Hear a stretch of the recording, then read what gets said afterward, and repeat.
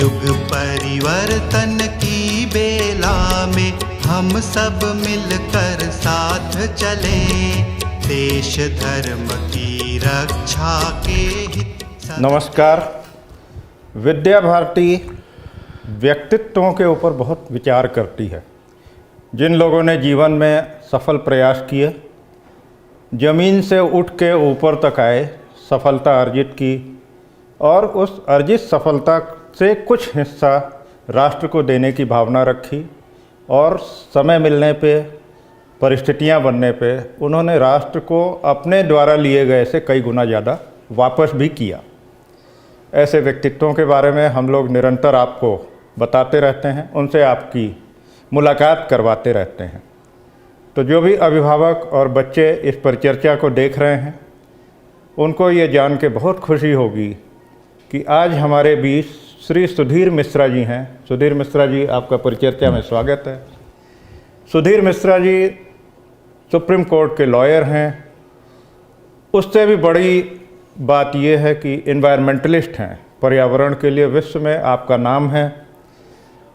Tiger preservation, tiger की सुरक्षा के ऊपर आपने बहुत संघर्ष किया, विभिन्न तरह की लड़ाइयाँ लड़ी और इनके प्रयास से आज बहुत कुछ परिवर्तन आया है। कानूनी रूप से निर्णायक जो रेगुलेटरी बॉडीज़ होती हैं, उनके माध्यम से बहुत अंतर आया। तो हम परिचर्चा करते हैं सुधीर मिश्रा जी से। सुधीर जी, सबसे पहले हमें बताइए कि आप कहाँ से हैं, कैसे आपका अध्यापन हुआ, किस तरह से आप आगे आए। अपने जीवन के बारे में हमारे बच्चों को कुछ संक्षेप में बताएं। जी, धन्यवाद सौरभ जी। ये बड़ा ही हर्ष का विषय है मेरे लिए कि मुझे आपने इस चर्चा के लिए आमंत्रित किया। मेरा जन्म 1970 में रामनगर बनारस में हुआ।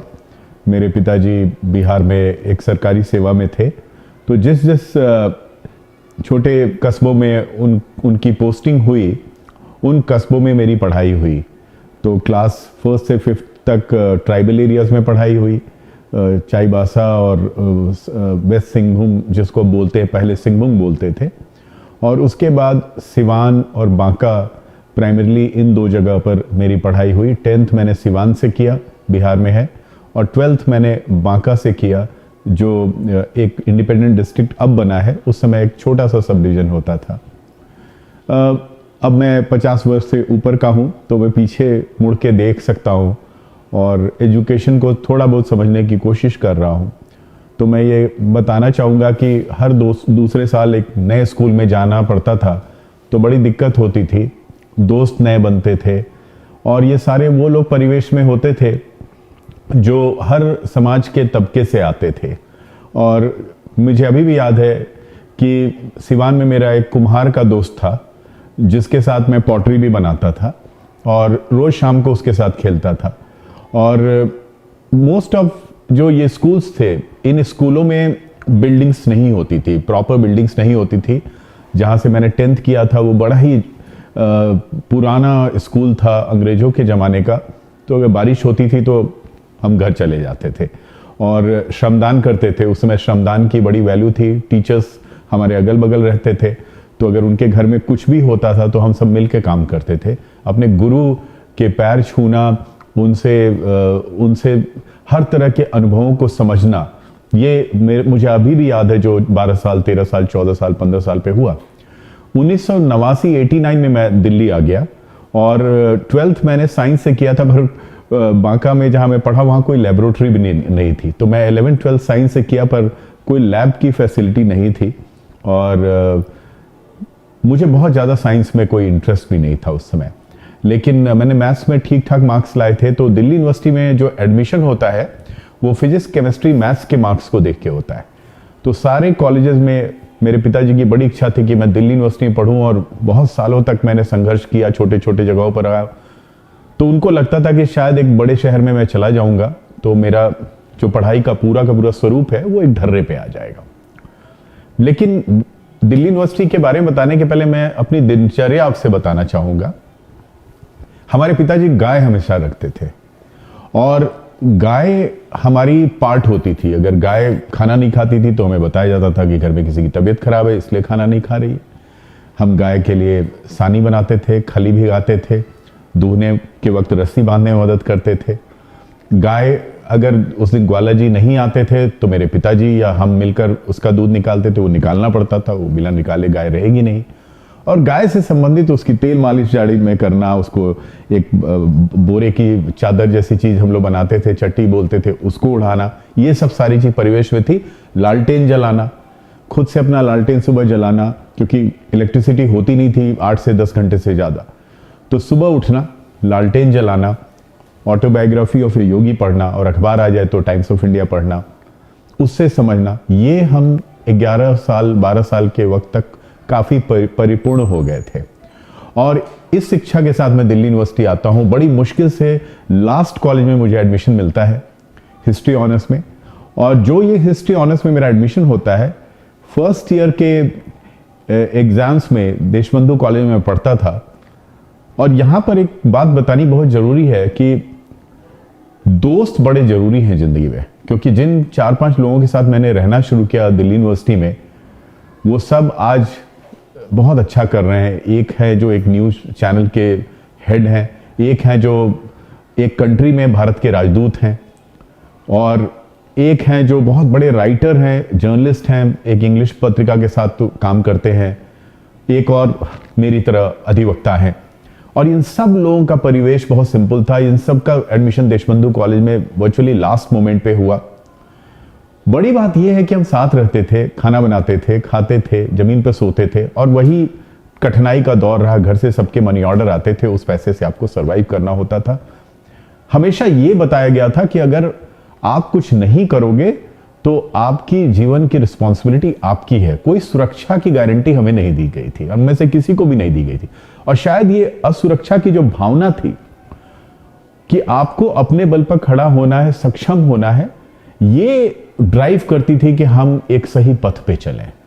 और वो सही पथ पे चलने का जो सर्टेनिटी अनसर्टेनिटी के बीच में एक डिबेट होती है कि आपको अगर ये पता हो कि आपको फूली रोटी मिलेगी, गर्म रोटी मिलेगी और पूरी जिंदगी मिलेगी, तो शायद आप उसके लिए उतनी मेहनत नहीं करोगे। पर अगर आपको हमेशा ये कहा जाए कि देखिए आपको मेहनत करना है, संघर्ष करना है और दुनिया में स्थान कायम करना है, तो शायद आप करोगे। तो दिल्ली यूनिवर्सिटी में एडमिशन हुआ। टीचर्स ने यही कहा मुझे खास करके, देखिए आपसे हिस्ट्री ऑनर्स नहीं होगा, इंग्लिश मीडियम है, बहुत दिक्कत आएगी। और शायद मैं कर भी नहीं पा रहा था ठीक से, बड़ी मुश्किल से 51% आया। बट मैंने फाइनल ईयर अपने कॉलेज में टॉप किया हिस्ट्री ऑनर्स में, और बहुत अच्छे मार्क्स आए थे मुझे। दिल्ली में ग्रेजुएशन की आज भी बहुत अहमियत है, पूरे देश से बच्चे वहाँ जाते हैं ग्रेजुएशन करने के लिए। फिर मैंने आईएएस की तैयारी की। 1998 में आईएएस का इंटरव्यू भी दिया, मेरा सिलेक्शन नहीं हुआ। और यहाँ एक और महत्वपूर्ण मुझे लगता है कि मैंने एक लेसन लर्न किया, जो अब लुक बैक करता हूँ, देखता हूँ कि कई बार जब ईश्वर आपको वो नहीं देता है जिसके लिए दुनिया समझती है कि आप परिपक्व हैं या तैयार हैं या आपकी वो डेस्टिनी है, कई बार ईश्वर आपको वो देता है जो आपके लिए उससे बेहतर है। तो हम कई बार ये बात भी उठती है कि क्या सरकारी नौकरियों में जाना ही जीवन का ध्येय होना चाहिए? क्या सरकारी नौकरी में सिर्फ इसलिए जाना जरूरी है क्योंकि हमें एक सिक्योरिटी चाहिए, या हम देश का निर्माण सिर्फ सरकारी नौकरी में रह के कर सकते हैं? मुझे लगता है कि मुझे इन सारी चीज़ों का आंसर 20 साल की वकालत के बाद मिला, जबकि मैं 300 से ज़्यादा national park wild life sanctuaries को विजिट कर चुका हूँ, 18 से 20 हज़ार लोगों को वाइल्ड लाइफ ट्रेनिंग दे चुका हूँ, फील्ड में फॉरेस्ट स्टाफ को, पुलिस को, जजेस को, पैरामिलिट्री फोर्सेस को, कस्टम्स ऑफिशियल्स को, series of workshops week after week 1998 से मैं कर रहा हूँ। और मैंने ये रियलाइज किया कि आप बहुत कुछ सहयोग कर रहे हैं जो आप शायद एक सरकारी नौकरी में संकुचित रूप में कर पाते। और सरकारी नौकरी से भी एक समस्या यह है कि जिस दिन आप सरकारी नौकरी में आते हैं, आप उस दिन से अपने रिटायरमेंट के लिए प्लान करना शुरू कर देते हैं, जो कि बड़ा ही डिफिकल्ट पॉइंट मैं बता रहा हूं। और आप उस दिन से बिल्कुल सर्टेन हो जाते हैं कि अब आपके जीवन की यही नियति है। जब मैं अपने को देखता हूं एक अधिवक्ता के रूप में, मैं हर दिन सुबह एक नया प्रयास करता हूं। अपने पिछले दिन की जो तस्वीर मिरर में देखता हूं, उससे बेहतर बनने की कोशिश करता हूं। और ये जो जद्दोजहद है, ये जो लड़ाई है, ये जो पूर्णता है इस संघर्ष की, यही आपको जिंदगी के प्रति सजग रखती है। तो मैंने पर्यावरण इसलिए चुना, उसका भी एक कारण है। जब मैंने पर्यावरण को एक सब्जेक्ट के रूप में चुना आईएएस में नहीं सेलेक्ट होने के बाद, उसका बड़ा सिंपल कारण है, और इसको आप ध्यान से सुने, कि आपको कोई भी वो सब्जेक्ट लेना पड़ता है जिसमें आपको लगता है कंपटीशन सबसे कम है। तो जैसे लॉ की प्रैक्टिस के बारे में मुझे बताया गया, मेरे परिवार में कोई भी लॉयर नहीं था, कि लॉ की प्रैक्टिस में अगर मैं सिविल लॉयर बनता या क्रिमिनल लॉयर बनता या टैक्स लॉयर बनता या प्रॉपर्टी लॉयर बनता तो शायद मुझे एक भीड़ से मुकाबला करना पड़ता। तो मेरे दिमाग में शुरू से ही थी, और इसको आप कभी पढ़ेंगे भी तो इसको बाहर की किताबों में और विदेशी भाषा में इसको ब्लू ओशन स्ट्रैटेजी कहते हैं। मैं उस स्ट्रैटेजी को जानता नहीं था उस समय, अब मुझे पढ़ के पता चला कि ये वो स्ट्रैटेजी है कि आप एक चीज में विद्वता लें, एक्सीलेंस पाएं, और इतना एक्सीलेंस पाएं कि आपकी स्टोरी बन जाए। और जब आपकी स्टोरी बन जाएगी, आपके इमोशंस उससे जुड़ जाएंगे, तो दुनिया को उसमें नूर दिखने लगेगा, दुनिया को उसमें सुंदरता दिखने लगेगी। और जब दुनिया को उसमें सुंदरता दिखने लगेगी तो आप और भी सब्जेक्ट्स पे काम कर सकते हैं। तो आप एक अच्छे इन्वायरमेंटल लॉयर हैं तो कल को आप एक अच्छे क्रिमिनल लॉयर बन सकते हैं, एक अच्छे कॉन्स्टिट्यूशनल लॉयर बन सकते हैं, एक अच्छे प्रॉपर्टी लॉयर भी बन सकते हैं, क्योंकि लोग आएंगे और आपसे आकर कहेंगे कि अरे आप तो इतने अच्छे इन्वायरमेंटल लॉयर हैं, आप क्यों नहीं कुछ और भी कर लेते हैं। फॉर एग्जाम्पल, टाटा स्टील बनाती थी, हमारे देश के निर्माण में उनका बहुत सहयोग है। फिर टाटा ने कंप्यूटर साइंसेस पे काम किया, उन्होंने टीसीएस बनाया, और उन्होंने होटल के हॉस्पिटैलिटी के वेंचर्स बनाए, उन्होंने होटल्स बनाए।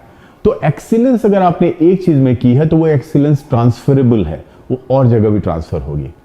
तो इन्वायरमेंटल लॉ लेने का पर्पज यही था कि एक तो थोड़ा इंटरेस्ट था पर्यावरण में, लेकिन ये सोचा नहीं था कि हम उसमें इतने रम जाएंगे। और 10 से 12 साल मैंने उसको बड़े मेहनत से किया, और उसमें कुछ बड़ी मौलिक चीजें मैंने सीखी। तब पूरे विश्व में क्लाइमेट चेंज, जलवायु परिवर्तन इतनी बड़ी समस्या के रूप में नहीं थी 1998 या 1999 में, जितनी कि आज अब है। लेकिन मैं आपको एक बहुत अच्छी बात बताता हूं कि वो सब्जेक्ट आज हर एक के लिए इंपॉर्टेंट हो गया है।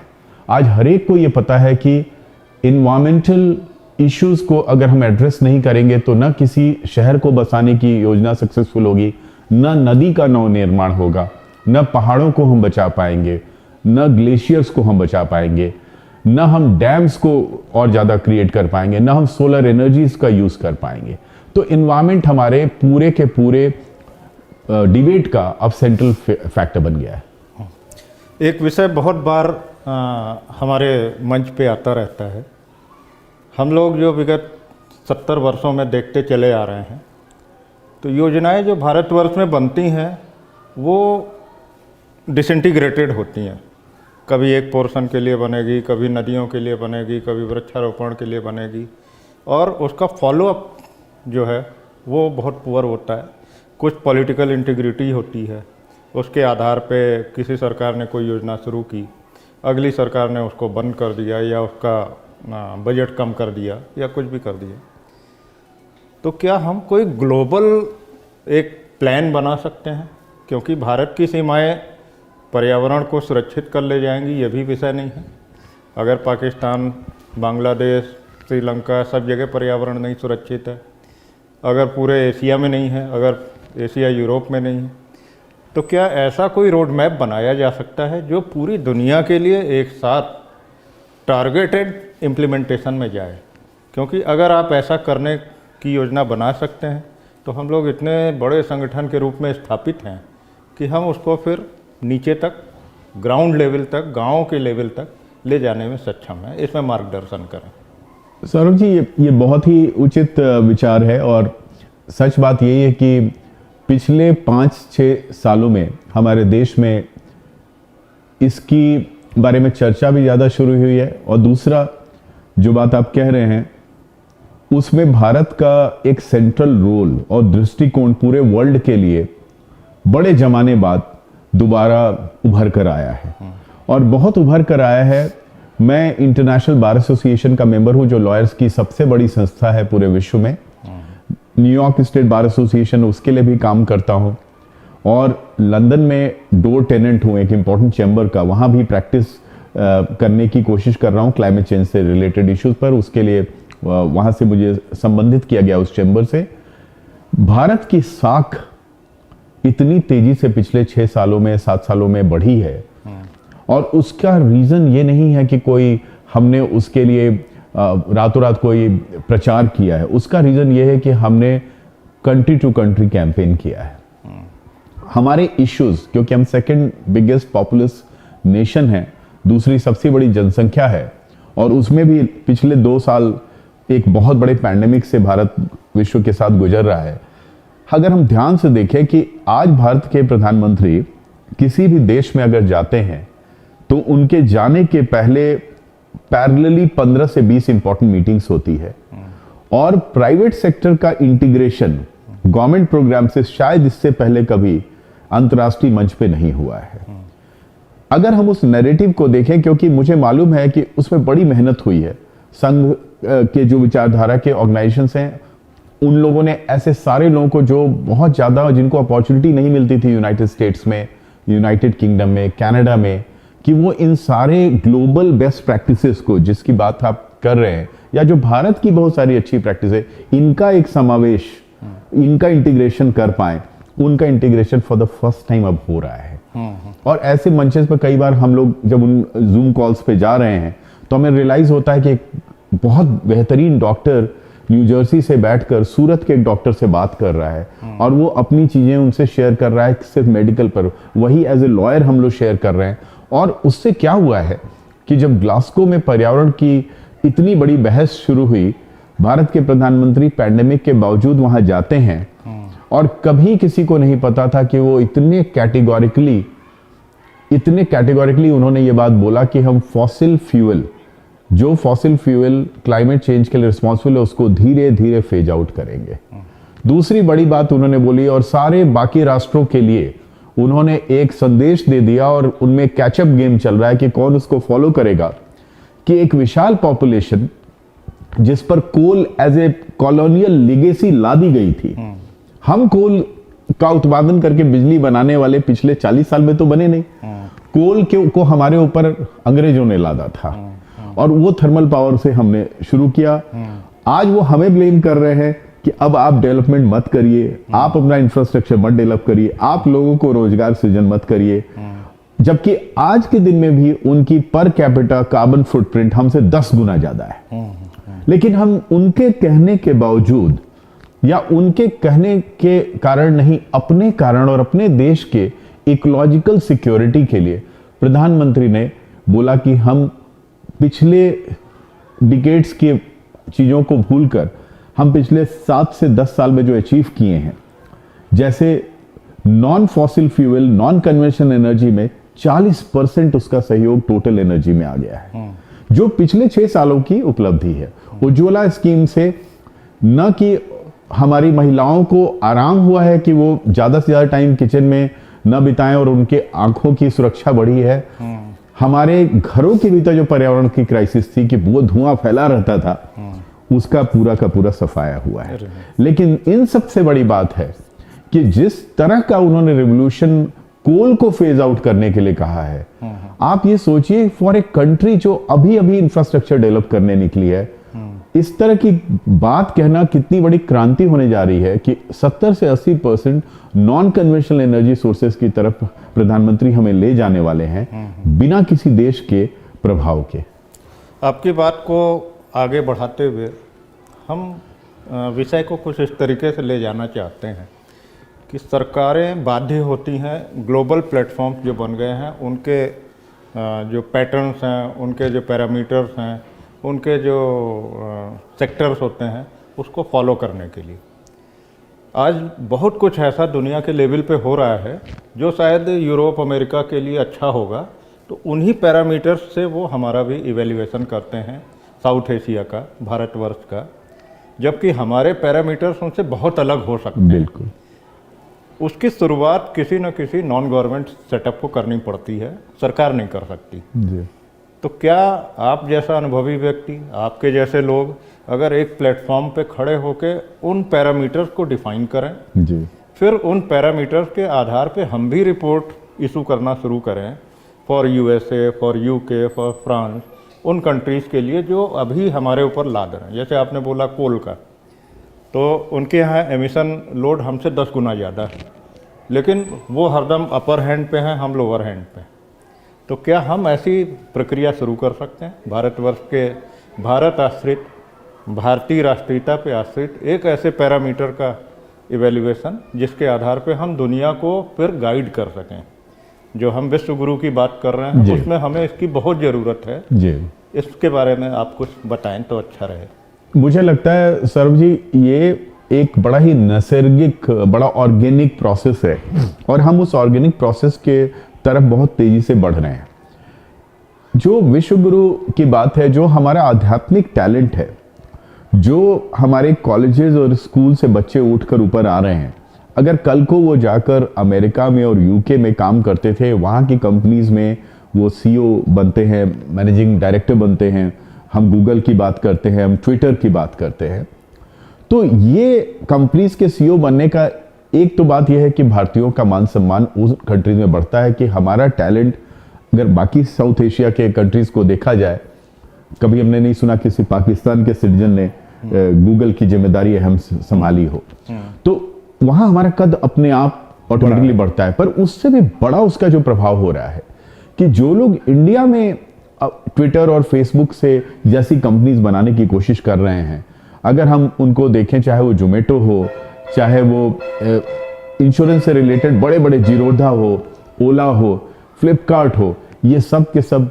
ग्लोबल जाइंट्स बनते जा रहे हैं। इसकी शुरुआत 15-20 साल पहले हो गई थी, लेकिन पिछले 7-8 साल में आप ये देखें, जबकि पूरे विश्व में जैसे ही पैंडेमिक आई, लोगों ने कहा इंडिया सबसे पहले कोलैप्स करेगा, और आज वही इंटरनेशनल ऑर्गेनाइजेशंस जो मानक तय करते हैं, जिसकी बात आपने बड़ी कही, उनको ना चाहते हुए भी हमारे ग्रोथ को वो रिस्ट्रिक्टेड भी अगर रख रहे हैं तो 8% ग्रोथ की बात कर रहे हैं, जबकि हम 11% की ग्रोथ पे जाने वाले हैं और उसका डायरेक्ट फायदा होगा। एक बहुत बड़ी इसमें पहल ये हो रही है कि जो ये कंपनीज हैं, ये कंपनीज इंडिया से बाहर अपने बिजनेसेस को बढ़ाती जा रही हैं। जैसे जोमेटो है या टीसीएस है, ये कंपनी 40 से 50 कंट्रीज में काम कर रही हैं। और मैं बेंगलोर में था 2 दिन पहले, 1 दर्जन से ऐसी कंपनीज के बारे में मैंने पहली बार सुना जो इंडिया से ज्यादा लोग उनके और कंट्रीज में हैं। अच्छा। और ये सब छोटी छोटी कंपनीज हैं जो आगे यूनिकॉर्न बनने जा रही हैं। तो हमारा जो एज है, हमारा एज क्या है कि हमारे डेवलपमेंट के पीछे एक आध्यात्मिक बेस है, हमारे डेवलपमेंट के पीछे एक साइंटिफिक टेम्पर है और एक आध्यात्मिक बेस है। हमारा डेवलपमेंट विदाउट पर्पस नहीं है। तो ये चीज धीरे धीरे नए मानक को तय करेगी, मुझे लगता है। तो एक ऐसे संगठन की जरूरत अब हम लोग भी महसूस कर रहे हैं, जिसमें हमारे विद्यार्थी जिस समय 8th 9th में आ जाते हैं तो उनके अंदर मैच्योरिटी आने लगती है। तो वो संगठन अगर 8th 9th में आ चुके बच्चों को टिल 12th ऐसे गाइडेंस दे, जिसमें उसे पर्यावरण से रिलेटेड, हमारा जो भी एनिमल वेलफेयर है, किसी भी तरह के एनिमल, बर्ड्स, इनके वेलफेयर से रिलेटेड, इस पे निरंतर जानकारी देता रहे, निरंतर उनके बीच में वर्ष में 1-2 बार इंटरेक्शन होता रहे। तो ऐसे प्लेटफॉर्म्स क्या अभी भारतवर्ष में आपको दिखे कहीं पे, या इनको अभी बनाने की ही जरूरत है? सौरभ जी, इतना अच्छा प्रश्न है। भारत में ऐसे जो भी प्लेटफॉर्म आ रहे हैं, ये विश्व की और प्लेटफॉर्मों से बिल्कुल डिफरेंट है। और यही रीज़न है कि जब आप मुझे ऐसी जगह कहते हैं कि आकर अपनी बात रखो, तो मैं इतना खुश हूँ कि मैं कोर्ट से बाहर आकर लोगों से सीधा संवाद कर रहा हूँ। क्योंकि जो मेरी लर्निंग ये रही है कि एजुकेशन, जब तक हम कंपटीशन दे रहे थे, और इनफैक्ट मैं आपको बताना चाहूँगा कि जो 97 का मेंस मैंने दिया था वो लखनऊ से दिया था। क्योंकि कुछ कारणवश मुझे यहीं आना पड़ा और मैंने यहीं पर दिया, और मुझे कल वो मेमोरीज आ गई थी। और आईआईटी कानपुर के बच्चे यहीं से आके मेंस अपना लिखते हैं, तो हम सब साथ जाते थे। और उस साल ऐतिहासिक था जिसमें आर्ट्स का सिलेक्शन नहीं हुआ था 98 में। तभी मैं इंटरव्यू तक पहुंच गया था, 12 लाख लोग थे उसमें, लास्ट 700 तक हम लोग पहुंच गए थे। उस दिन तक मैं उसमें 28 साल का था, मुझे लगता था कि दुनिया में बहुत कंपटीशन है। लेकिन जिस दिन मेरा आईएएस में सिलेक्शन नहीं हुआ सौरभ जी, उसके अगले दिन से मेरे में एक गजब का कॉन्फिडेंस आया। मैंने कहा अगर मैं यहां तक पहुंच गया, इसका मतलब कुछ तो है मेरे भीतर। अब सवाल इसका है कि उस कुछ को किधर चैनलाइज किया जाए। और बहुत लोग हैं जो उसको चैनलाइज नहीं कर पाते हैं और वो डिप्रेशन में जाते हैं या उनको अवसाद रहता है कि मेरा नहीं हुआ। मैंने उसको एक पॉजिटिविटी में चेंज किया कि अगर मैं यहाँ तक पहुंचा, गाय की सेवा करके ये मेरी जर्नी यहाँ तक की रही है जहाँ मैं सब कुछ देखा, तो इसको कहीं ना कहीं तो यूज करना, it's a very tough competition. मैं वहां से यहाँ तक पहुंचा कैसे? तो मैंने उसको रोज रटा, रोज मथा अपने माथे में। और आज भी जब भी कभी मुझे, अब तो खैर डाउट्स कम होते हैं, जब मुझे बताया जाता है कि आप एक सक्सेसफुल उसमें हो, आप एक मार्वल हो, तो आपको ये बात पता चलने लगती है कि एक ही काम अब आपके पास बचा है 50 साल के ऊपर अगर आपकी अवस्था है कि आप ट्रेन करें, अपग्रेड करें और स्किल अप करें अपने अराउंड। तो मेरा ये मानना है कि जो 8वीं कक्षा या 10वीं कक्षा या 11वीं कक्षा में जहां भारत को थोड़ी सी कमजोरी होती है, क्योंकि हमारे यहाँ 2 तरह का एजुकेशन सिस्टम है, एक प्रिविलेज्ड का है, एक अंडर प्रिविलेज्ड का है।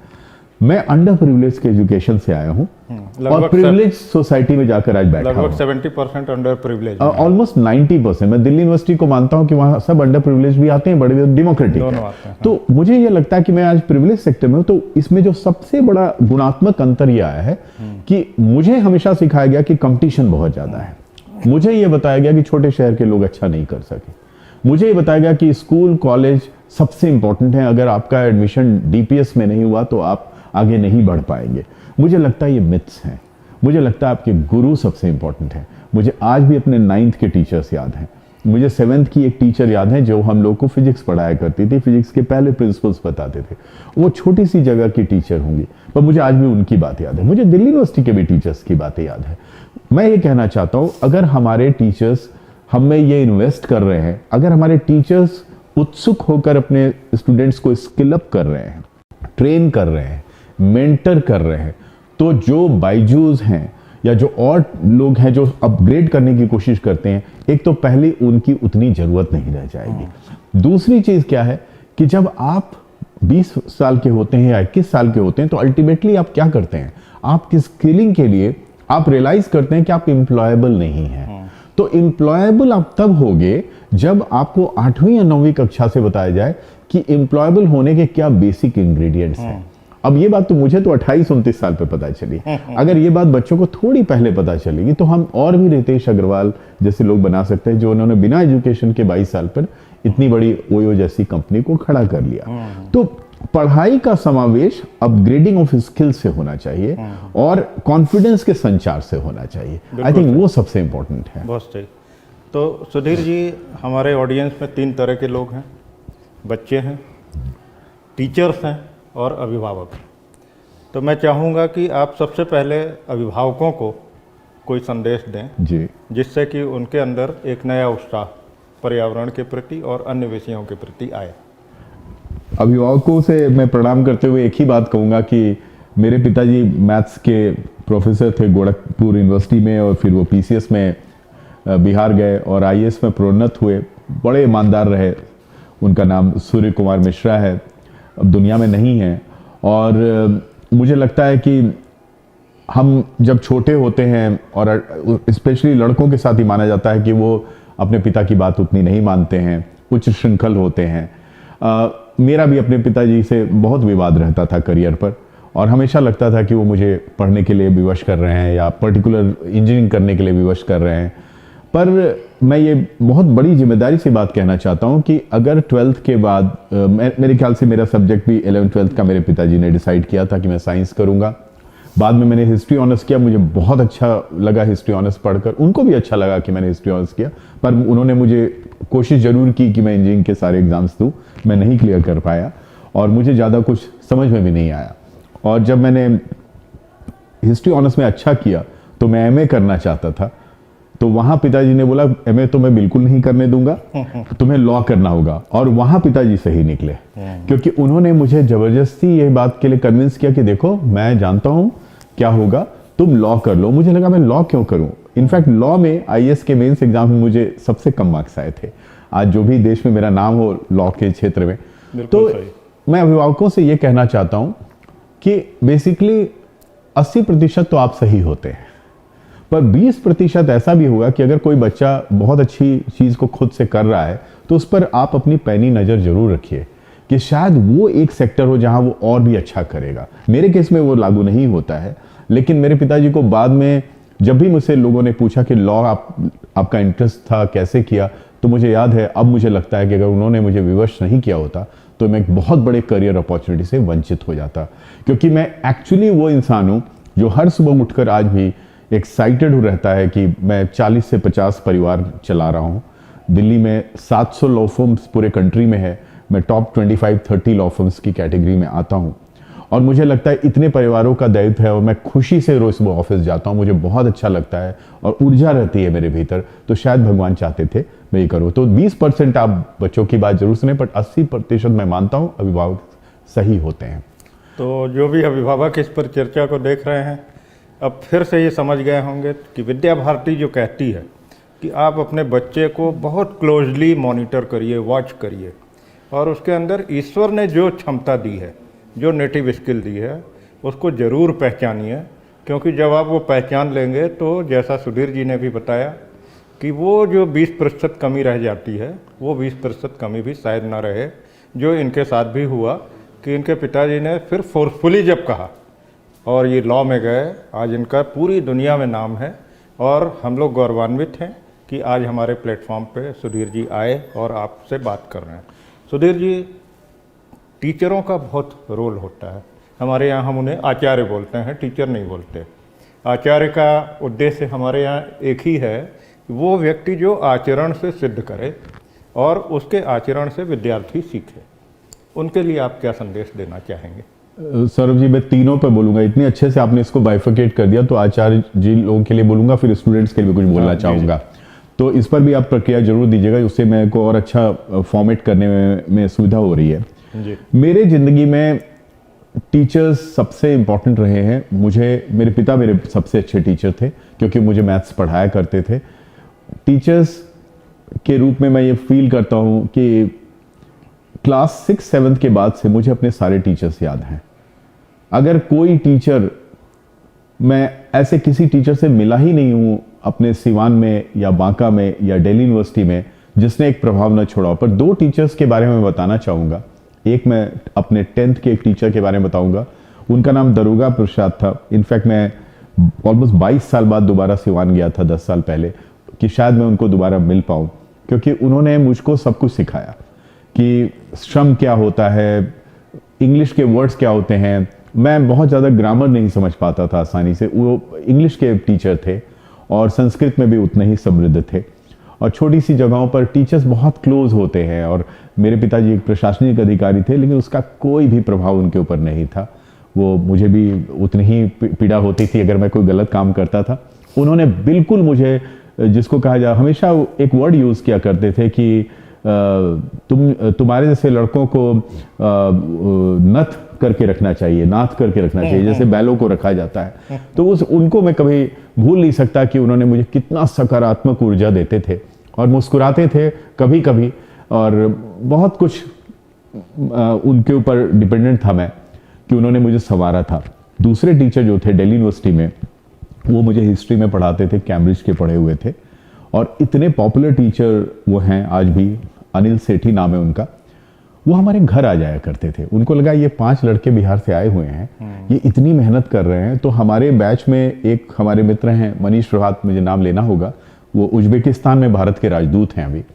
तो वो फर्स्ट ईयर में ही वो यूनिवर्सिटी में सेकंड आ गए और इतने छोटे से कॉलेज से आ गए, तो सब आ गए उनको देखने। तो ये जो हमारे प्रोफेसर साहब हैं वो घर आ जाया करते थे मोटरसाइकिल पर अपने, और घंटों हमसे हिस्ट्री पर चर्चा करते थे, विवाद करते थे। तो जब फाइनल ईयर में मैंने कॉलेज टॉप किया तो उसमें वो कैम्ब्रिज में थे, तो मैंने उनको टेलीग्राम किया था क्योंकि उनको लगा था कि ये चीज़ मैं शायद ऐसे नहीं कर पाऊंगा, और मैंने उनको सरप्राइज किया था। मेरे लिए सबसे पहला इंपॉर्टेंट ये था कि मैं अपने टीचर को रीच आउट करके बताऊं कि देखिए मैंने इस तरह से मार्क्स लाए। मुझे लगता है कि मैं आपको स्टूडेंट के पर्सपेक्टिव से एक बात बताना चाहूँगा। स्टूडेंट्स कई बार अपने टीचर से कह नहीं पाते उनके लिए क्या महसूस करते हैं, और वो बोल नहीं पाते, और खासकर जब वो उस अवस्था में, आज मैं खुल के बोल पा रहा हूँ, शायद आज जब मैं स्कूल में था या जब मैं कॉलेज में रहूँ शायद मैं उनके लिए बोल भी नहीं पाता। तो मुझे लगता है कि आपको बहुत लंबा मार्जिन देना पड़ेगा अपने स्टूडेंट्स को, जब वो ढूंढते हुए खोजते हुए आपके पास आएंगे और आपको बताएंगे कि आपने उनकी ज़िंदगी में कितने फंडामेंटल बदलाव किए। बहुत बढ़िया।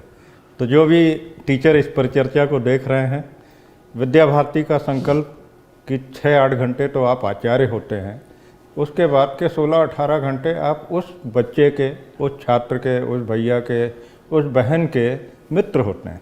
और मित्रवत जब आप बच्चों को उठाते हैं, जैसा सुधीर जी ने बताया कि इनके आचार्य महोदय मोटरसाइकिल से आ जाते थे, काफ़ी देर चर्चा परिचर्चा होती थी, और वो मस्तिष्क जो विकसित हो रहा था उसमें वो चर्चा परिचर्चा उस तैयारी से कई गुना ज़्यादा प्रभाव डालती रही होगी, जिसने आज इनको इस ऊंचाइयों तक पहुंचाया।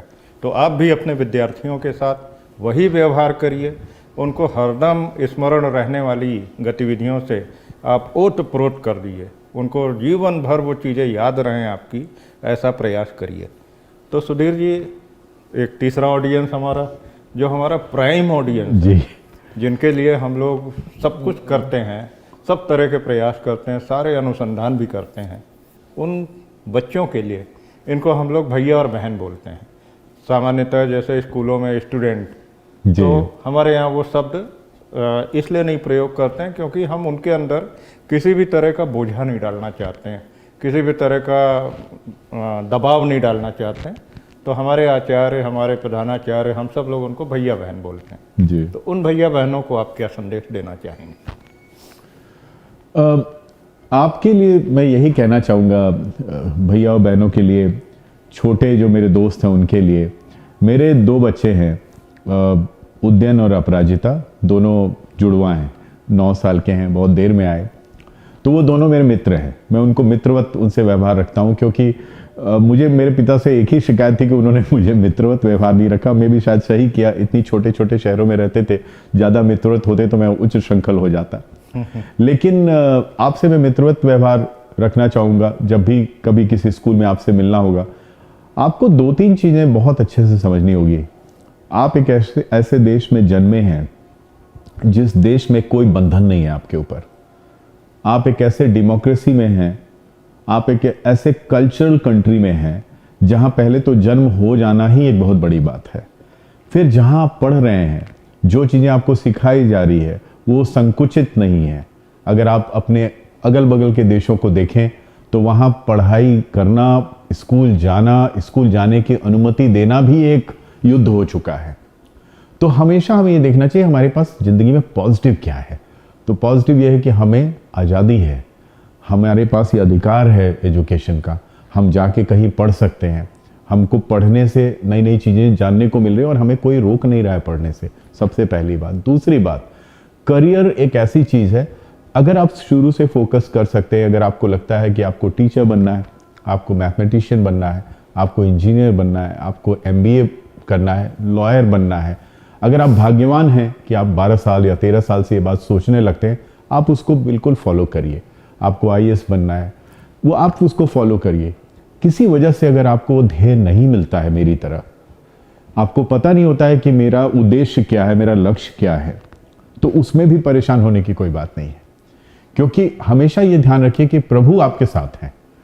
आज मैं इस चीज़ को बड़े ही उस टोन में बोल रहा हूँ, लेकिन फैक्ट यही है कि कोई एक नेचुरल फोर्स है जो आपको हमेशा गाइड कर रही है।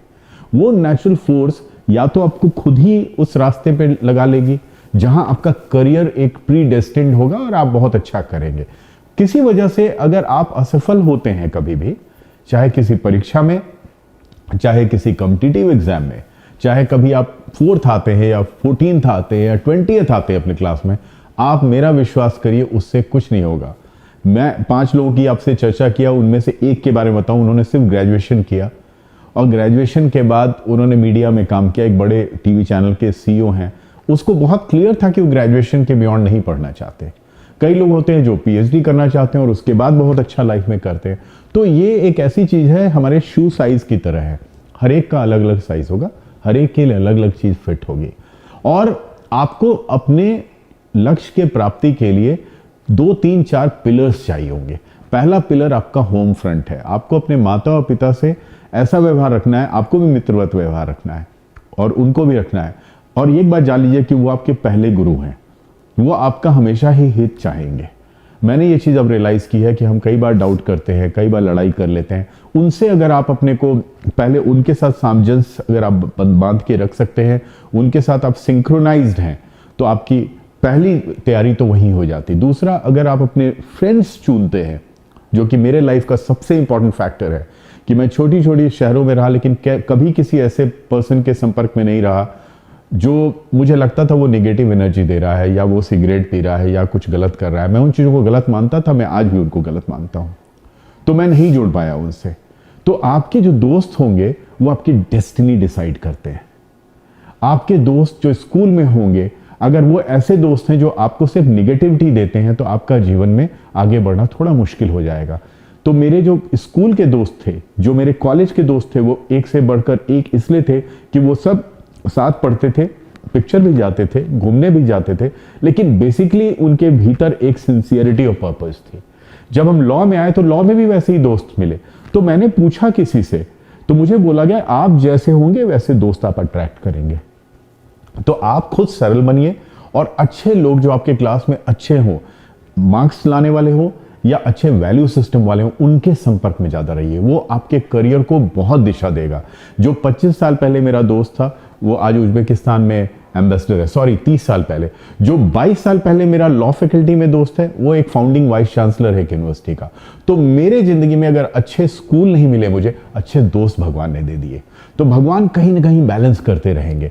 आपको उन सिग्नल्स को पकड़ना पड़ेगा, आपको उन रास्तों को चुनना पड़ेगा। और लास्ट में जो सबसे इंपॉर्टेंट बात है कि करियर डिसाइड आप कर सकते हैं, पैसे के पीछे कभी मत जाइएगा। Money is only A by product. अगर आप एक्सीलेंस लाएंगे, अगर आप अपने काम में सुदृढ़ होंगे, अगर आप अपने काम में महत्व पाएंगे, अगर आप सरस्वती की वंदना करेंगे, तो लक्ष्मी माता खुद कृपा करेंगी आपके ऊपर। लेकिन अगर किसी ने भी आपको बोला कि इसमें जल्दी कुछ सक्सेस मिल जाएगा, इसमें जल्दी आपको पैसे मिलने लगेंगे, तो आप बिल्कुल निश्चिंत रहें कि वो लॉन्ग टर्म सक्सेस में नहीं कन्वर्ट होगा। बहुत बढ़िया। तो जो भी बच्चे इस परिचर्चा को देख रहे हैं, जैसा हम लोग आप लोगों को बार बार समझाते हैं कि कभी भी तनाव में नहीं रहना चाहिए। फर्स्ट आना है कि सेकंड आना है कि थर्ड आना है, मेहनत पूरी करनी है। लेकिन अगर नहीं आ पाए तो कोई बात नहीं, आगे कुछ और, उससे आगे कुछ और। जैसा सुधीर जी ने बताया, जीवन में हर समय ईश्वर कुछ न कुछ अच्छे लोगों को आपके पास भेजता रहेगा। जीवन में हर समय ईश्वर आपके लिए कुछ न कुछ अपॉर्चुनिटी भी देता रहेगा। हमें बस उसको पहचानना है, हमें अपने तरीके से उस पर चलना है और परिणाम देना है। आप सबके लिए सफलता कहीं न कहीं रखी हुई है, और वो सफलता आपको उसी दिन से प्रारंभ हो जाती है जिस दिन से ईश्वर आपको इस धरती पे भेजते हैं, जिस दिन से आप जन्म लेते हैं और जिस दिन से आप यहाँ सांस लेना शुरू करते हैं। तो आपको अपने हिस्से की खुशी, अपने हिस्से की सफलता सिर्फ पहचाननी है, ऐसे लोगों से प्रेरणा लेनी है जिन्होंने जीवन को संघर्ष के साथ जीना शुरू किया और ऐसी ऊंचाइयों पे आ गए जहाँ पे पूरी दुनिया में इनका मान सम्मान है, हर जगह इनकी पहचान है और लोग इनसे सीखना चाहते हैं। तो आप भी आज की परिचर्चा से कुछ सीखेंगे। आज की परिचर्चा से आपको जीवन के लिए एक मार्ग दिखेगा। उस मार्ग को अच्छे से पकड़िए, चलना शुरू करिए और एक सफल नागरिक बनिए, एक सफल भारतीय बनिए और भारतवर्ष की गरिमा को पूरे विश्व में फैलाइए। इतने के साथ ही आज की परिचर्चा हम समाप्त करते हैं। सुधीर जी, आप परिचर्चा में आए इसके लिए बहुत बहुत धन्यवाद। नमस्कार। युग परिवर्तन की बेला में हम सब मिलकर साथ चलें, देश धर्म की रक्षा के हित सहते सब आघात चलें, मिलकर साथ